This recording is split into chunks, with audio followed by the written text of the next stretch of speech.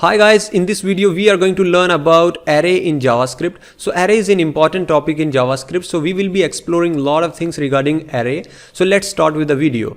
So first of all, I am just giving you the concept that why we use array.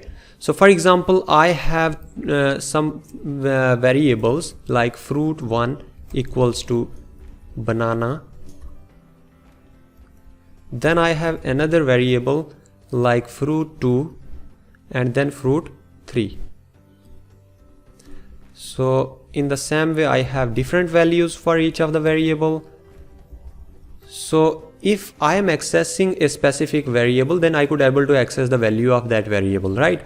So if I have 300 names of the fruits, then at that time I will have to declare 300 variables for that. So you can imagine that how we will be able to remember the names of all the fruits. So if we have to access a specific fruit value, then at that time we must have to remember the name of that variable. Then after we could able to access that value. Alright, so this is the one problem. Another is that number of lines would be increased. Of course 300 number of lines we need to write here, and you can see that there is a lot of stuff which would be added for just declaring and initializing the variables only. So what's the solution? The solution here is array. So for example, I have a fruits array, and here is the way to declare an array. So we have two ways to assign the values. For example, fruits on the 0 index, I am assigning the value banana. So in the same way, for example, I am interested to initialize one more variable and one more variable. So always remember that array indexing starting from 0. All right. So here in the second index, in the first index, I mean one index, I have apple. All right. So if I am interested to print all these values, then I have console.log, and then I am going to write here the name of the array. So fruits is the name of the array. Let's refresh the browser. So you can see the array over here. So you can see that on 0 index we have banana, on 1 index we have apple and then orange, and length is 3. Alright, so this is the one way to initialize the variable, initialize the array. So what is the another way? So I'm going to remove this one, and I'm going to assign the values over here only. Banana, then I have orange, then I have, for example, pineapple. So here is the spelling mistake. Alright, so if I am going to refresh now, you can see that we have another array name which is banana, orange and pineapple. Alright, so in this way we can also assign the values into an array. So if I am interested to access a specific index, then I can also do like that. For example, I wanted to access the first value of the array. I need to give the index 0. So let me clear the console and gonna refresh this. So you can see that banana has been printed. So in the same way, if you are interested to access the second index value and going to refresh this, you can see that pineapple has been printed. So this is the way you can access the specific value of the array. So the next thing here is like we have the options to write here the numbers as well. So in the array, this is not compulsory that we only initialize with the string only. We can also assign the numbers as well. So for example, I am going to print here. So you can see that we have 67 as well.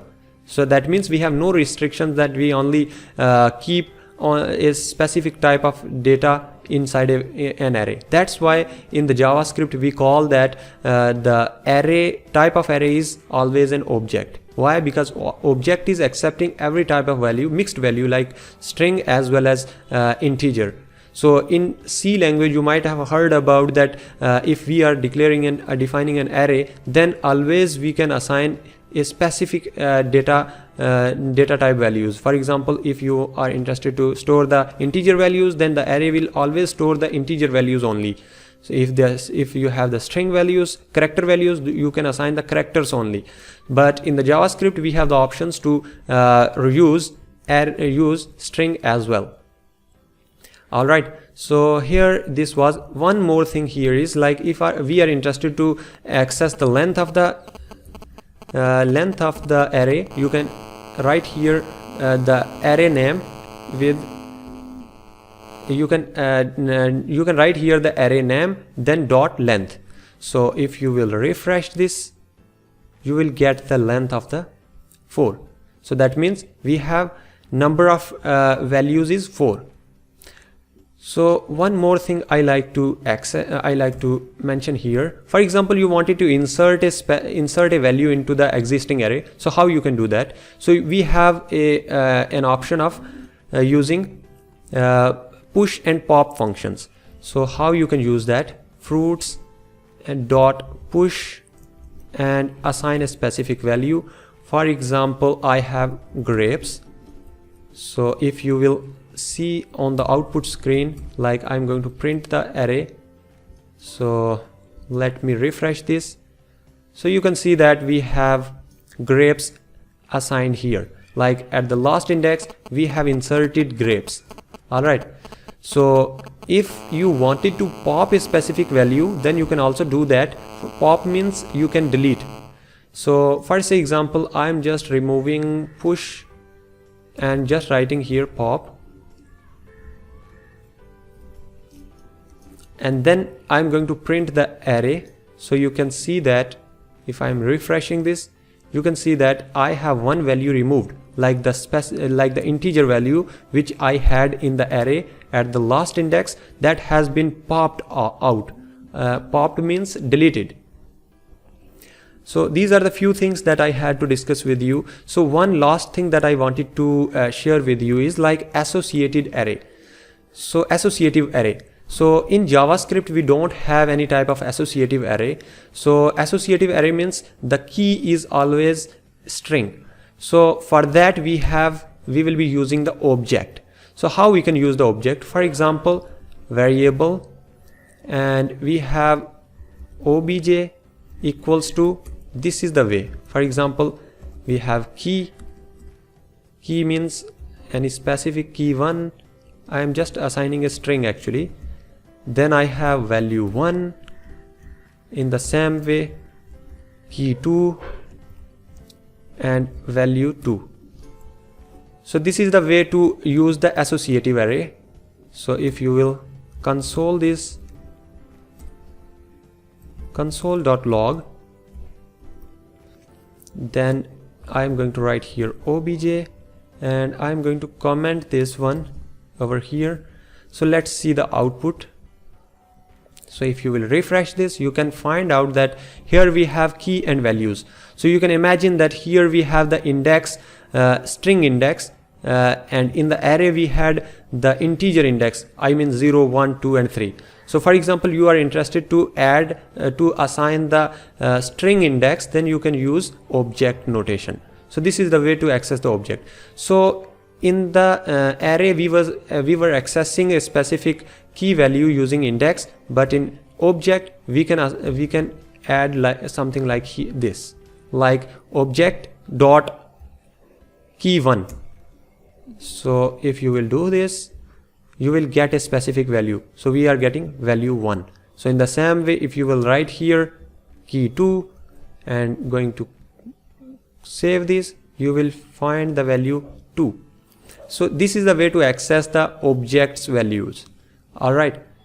So what we learned so far is that how to use array, why array is important for us, and what are the ways to access the array's values, and how we can push and pop values, and what is associative array. And you know that associative array means the key is always a string. So of course associative array is not supported in JavaScript. So what we are using instead is object. So object is used to add the string keys to our for example, we wanted to access the value with the string keys, so we will be using object notation. So for now I think this is enough. You should practice this so that you could get to know that what are the ways we can access all these things. So in the next video we will be learning something more. So see you in the next video. Thank you so much for watching this video. All the links of my video courses are below in the description, which are absolutely free. So in the next video we would learn new and wonderful things. Please subscribe this channel firstly to get the information of updated videos. In the comment section you can write your feedback about the video and also write your queries if you have any. Have a nice day ahead.